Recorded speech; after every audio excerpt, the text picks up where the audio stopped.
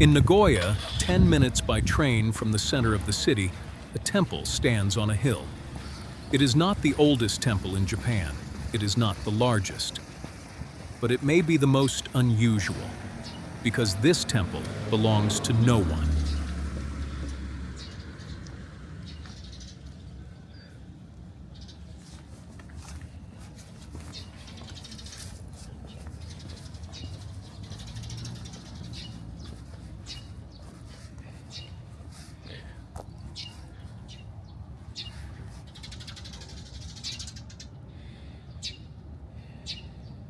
No single Buddhist sect claims it.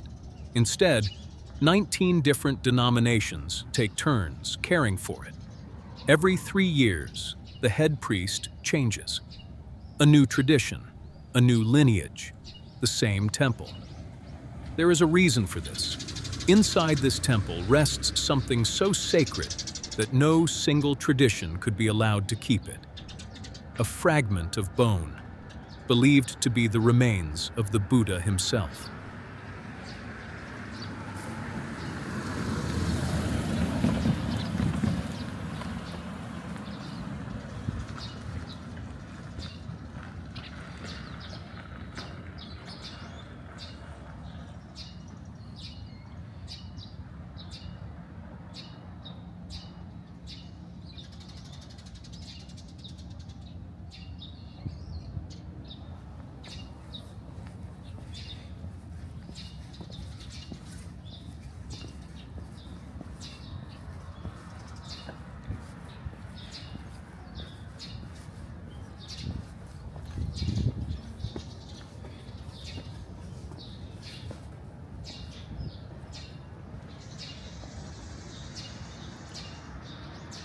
Two guardian figures stand watch on either side of the gate, one with its mouth open, one with its mouth closed.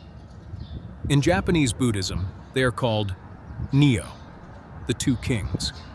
The open mouth speaks the first sound. The closed mouth speaks the last. Together, they represent the beginning and the end of all things.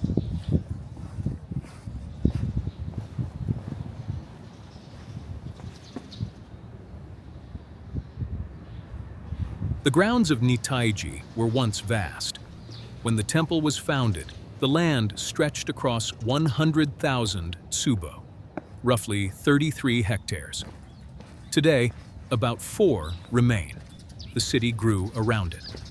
But even what remains is enough to feel the shift. The noise of the street falls away.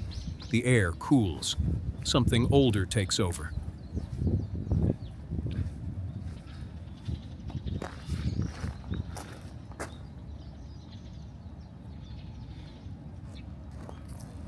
A 5-storied pagoda rises above the trees. It was built in 1997. In temple terms, it is young. The original structures of Nittaiji were destroyed in the war. In 1945, firebombing raids burned much of Nagoya to the ground. The temple was rebuilt, not in wood as it once was, but in reinforced concrete. This is a common story in Japanese temples. Destruction, rebuilding. The form changes, the purpose remains.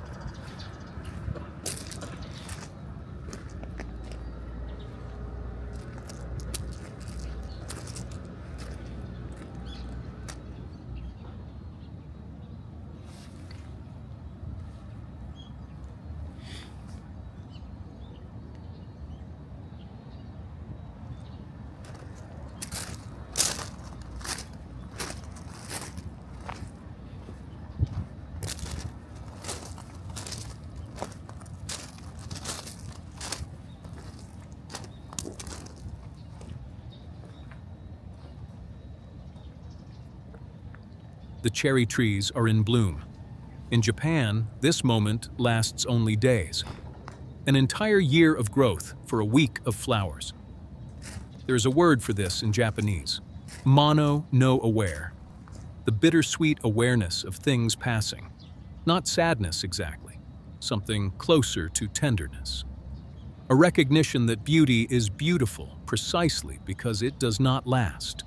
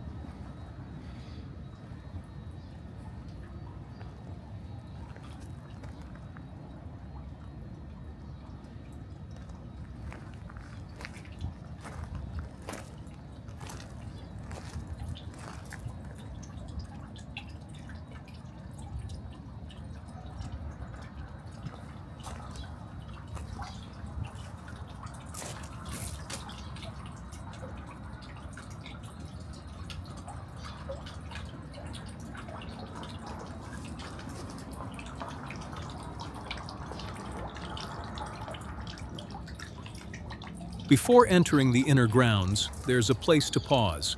Water pours from a basin. In Japanese tradition, water is not just water.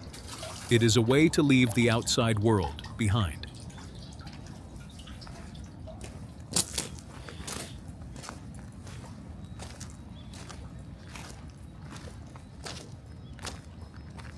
The main hall was completed in 1984.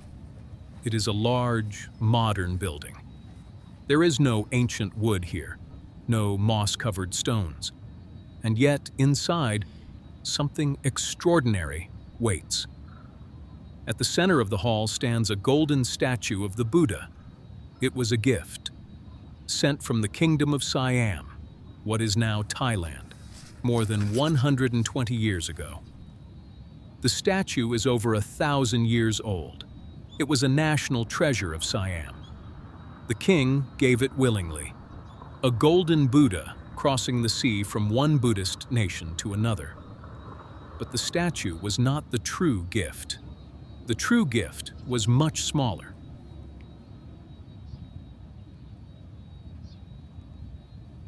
To understand what rests here, the story must travel far from Japan, 5,000 miles to the west, to India, to a village called Piprahwa, near the border of Nepal. In 1898, a British landowner named William Pepe noticed a large mound of earth on his estate. The region was full of such mounds. Most had been ignored for centuries. Pepe began to dig. He cut through 18 feet of solid brick. At the bottom, he found a stone box. Inside the box were 5 small vessels. Inside the vessels were fragments of bone and more than 1,000 precious stones, rubies, pearls, crystals, gold. One of the vessels bore an inscription in an ancient script. Scholars translated it. The inscription identified the contents as the remains of the Buddha, the awakened one, placed here by his own clan, the Shakyas. Consider what this means. The Buddha lived roughly 2,500 years ago. After his death, his body was cremated. Ancient texts record that his remains were divided among 8 kingdoms. Each kingdom built a mound, a stupa, to honor its portion. For 2,000 years, these stupas sat in the Indian earth, forgotten, until Pepe's shovel broke through the brick.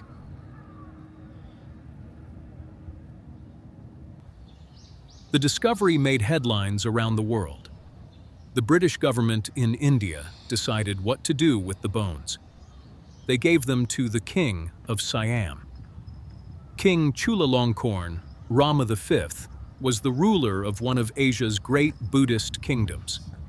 He received the relics with great ceremony and enshrined them in Bangkok. Then he did something remarkable. He shared them. Portions went to Burma, to Ceylon, to Buddhist communities across Asia. A Japanese diplomat stationed in Bangkok heard about the relics. His name was Inagaki Manjiro. He petitioned the king. Could Japan, too, receive a share? The king agreed.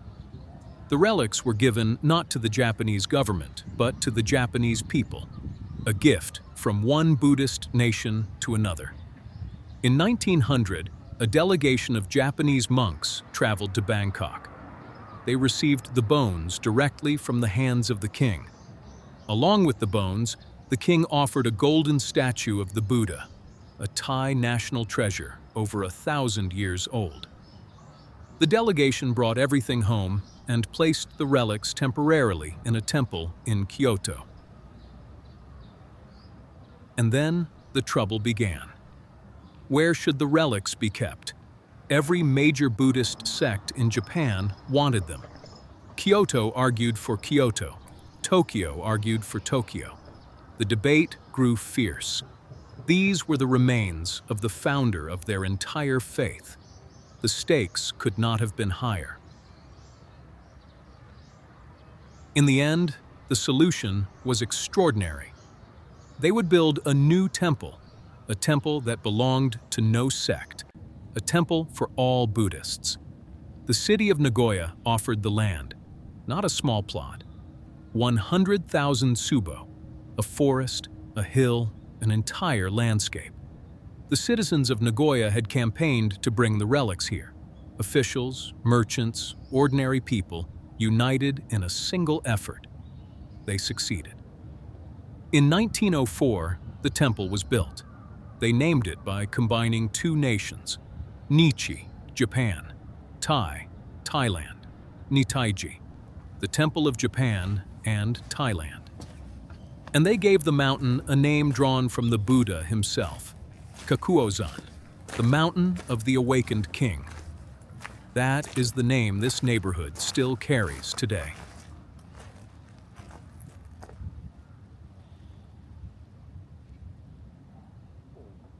Beside the main hall, two stone pillars stand.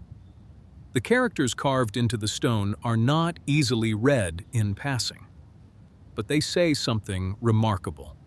One pillar records that the golden statue inside the hall was a gift from the King of Thailand.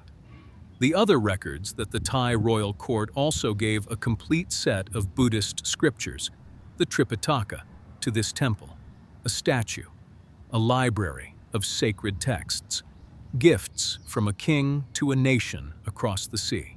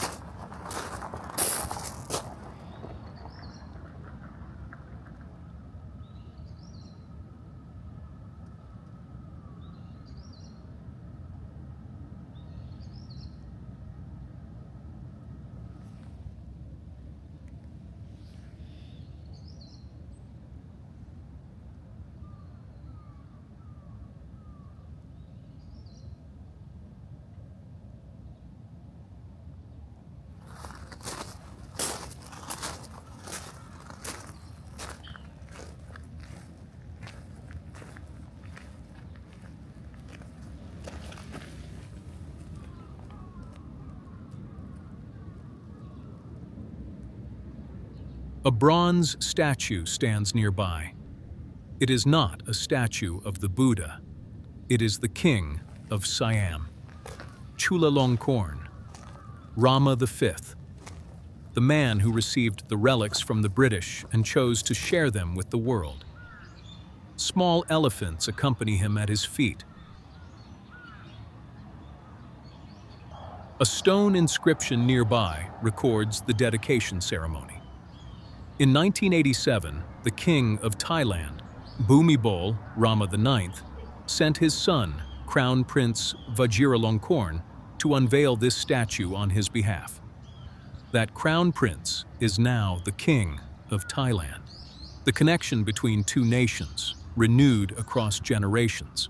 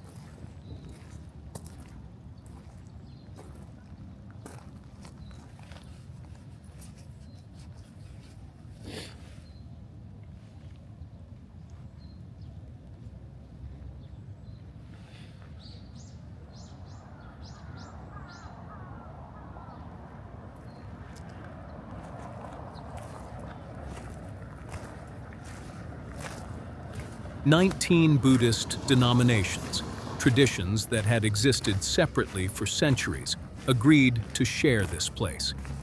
Every 3 years, the head of a different sect becomes the chief priest of Nittaiji. In most of the world, religious institutions belong to someone. A church belongs to a denomination. A mosque belongs to a community. A temple belongs to a lineage. Here, the arrangement is different. The temple belongs to the relics, and the relics belong to everyone.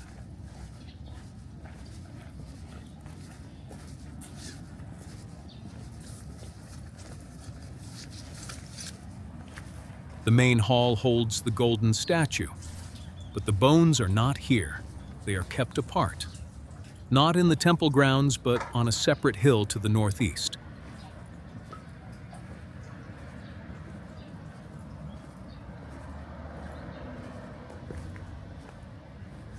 The path begins through a corridor of cherry trees, in full bloom this morning. Each tree heavy with flowers that were not here a week ago, and will not be here a week from now.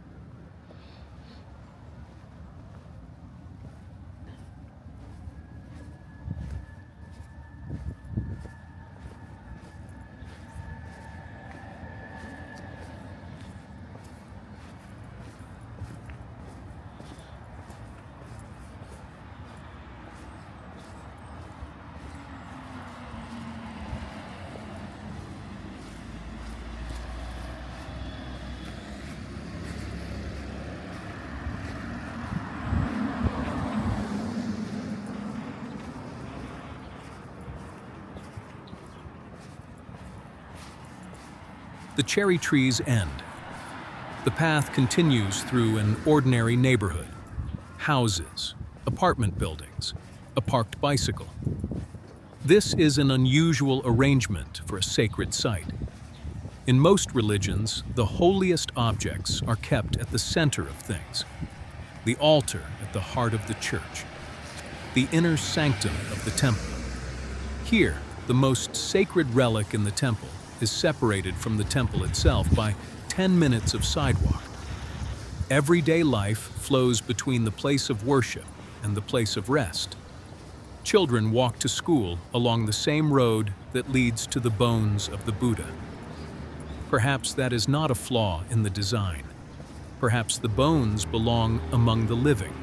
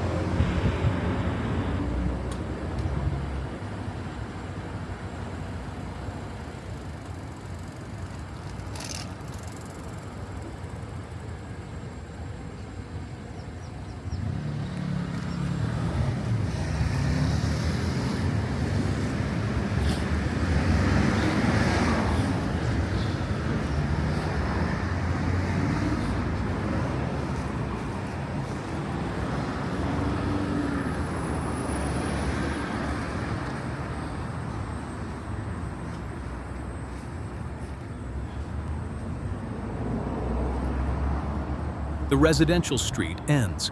Cherry trees again, as if marking the boundary between the ordinary world and something else.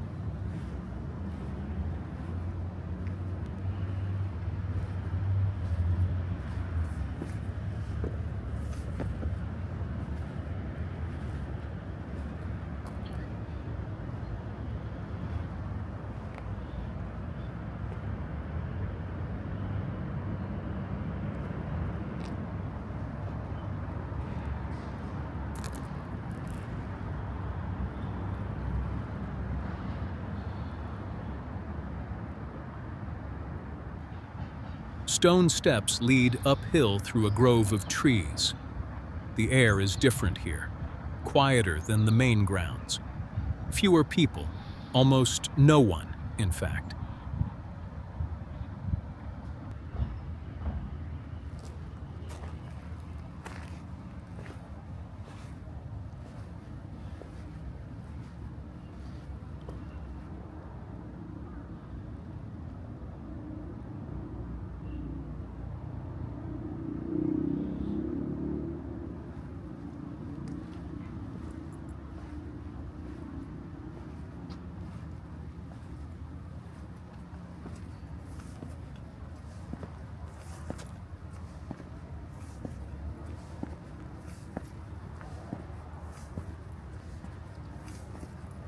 At the top of the steps, a gate marks the boundary, the Tsutenmun. Beyond this point, the general public cannot pass. Beyond it lies a worship hall, and beyond that, hidden by trees, a tower of granite.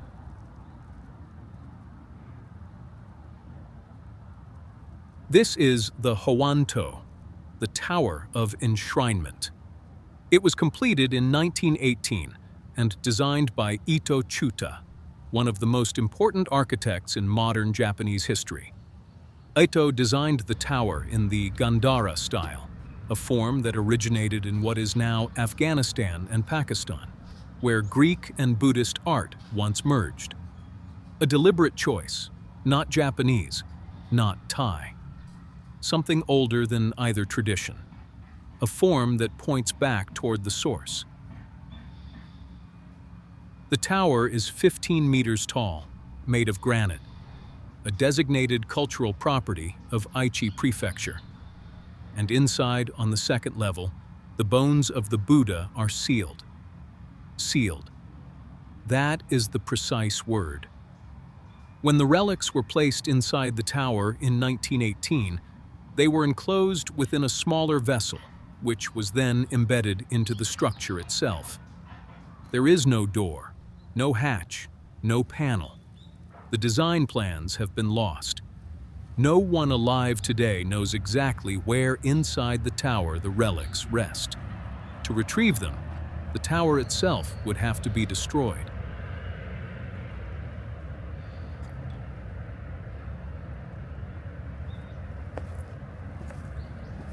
In the last episode, we stood before Atsuta Shrine, where a legendary sword has been hidden for nearly 2,000 years. No one has seen it. No one has photographed it. Here, less than 10 kilometers away, another sacred object rests in darkness. Not hidden by choice, as the sword is, but sealed by design, built into the stone itself, unreachable. Two sacred objects in one city, both unseen, both present.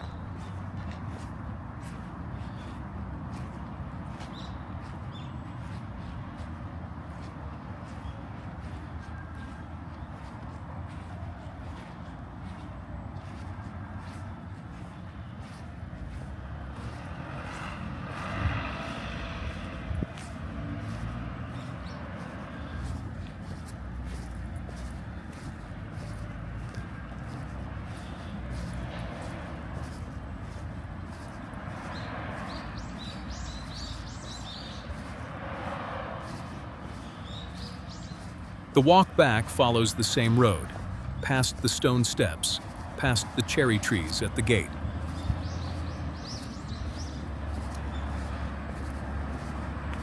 Through the neighborhood again, the same houses, the same parked bicycles. But the walk back always feels different.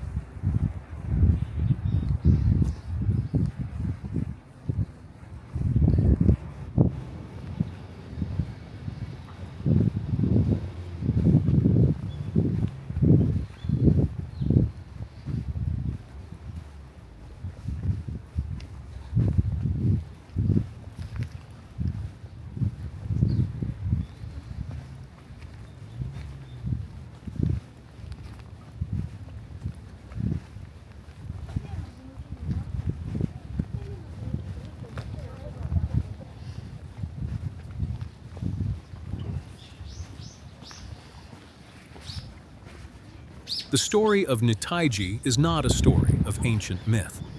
It is a story of human decisions. A British man who decided to dig, a Thai king who decided to share, a Japanese diplomat who decided to ask, 19 sects that decided none of them would own what all of them revere, and the citizens of Nagoya who decided this was worth fighting for.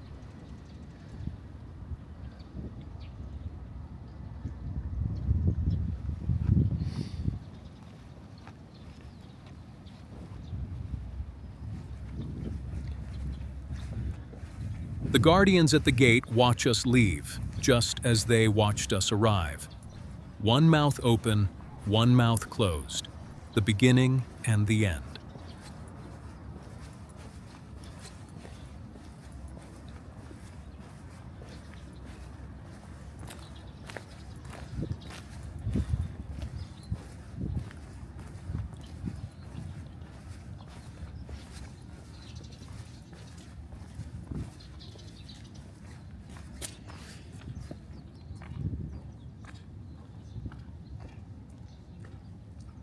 Somewhere up this hill, behind the gate, past the guardians who never sleep, a golden Buddha from Thailand sits in a modern hall.